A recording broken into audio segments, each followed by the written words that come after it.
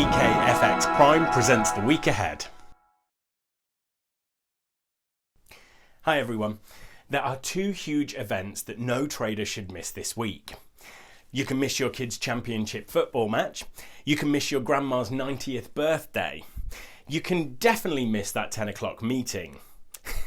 But you absolutely cannot miss the ECB meeting and non-farm payrolls. Joking apart, the euro-dollar currency pair took out 110 and the S&P 500 broke back above its 200-day moving average last week. And anyone who's been watching our weekly webinars knows we've been saying that these are really important levels. Why? Because these are both signs of a risk-on market. Now, we've moved around those levels since, but in my eyes, investors are factoring in two things. One, policy stimulus, and two, an economic recovery after lockdown policies are lifted.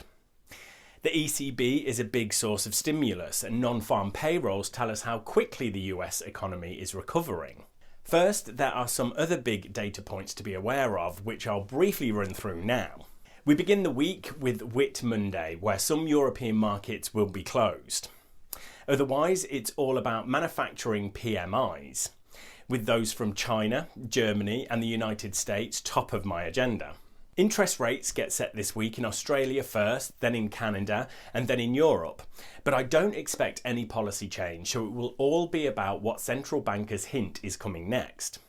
Then finally we have NFP on Friday. Now, before I talk about these, as we've already agreed, unmissable events, can I ask that if you're a trader or if you've ever missed something important and want to avoid doing so again, please click the like button. It really helps spread the word for these videos. So just to remind ourselves, the ECB is buying 750 billion euros worth of government and corporate bonds in what they call the Pandemic Emergency Purchase Programme, or PEPP for short.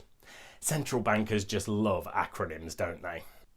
But the German Constitutional Court isn't happy and ordered the German central bank, the Bundesbank, to stop its role in the PEPP 3 months after the ruling, unless the ECB can prove it is proportional. Since then, the European Commission has proposed a 750 billion euro rescue fund, which would give out grants to the countries worst hit by the pandemic. In a way, the German court has forced the hands of governments.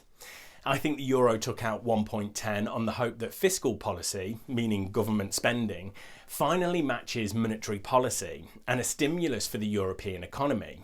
But before you go thinking it's all blue skies ahead, an institution from one of Europe's most important nation states has picked a fight with the ECB about its policies.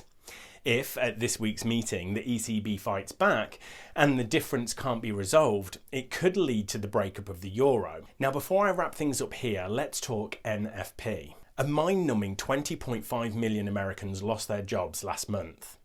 This month, it's expected to be around half of that, which is another shocking number of job losses, but it is an improvement. The key to the response in the dollar and the S&P 500 will be whether investors still believe a quick US economic recovery is possible with this many job losses. As mad as it sounds, I'll be watching whether the US unemployment rate stays under 20% this month to judge if the report is good or bad. Right, thanks everyone, good luck trading, and make sure to subscribe to our channel so you don't miss the next video.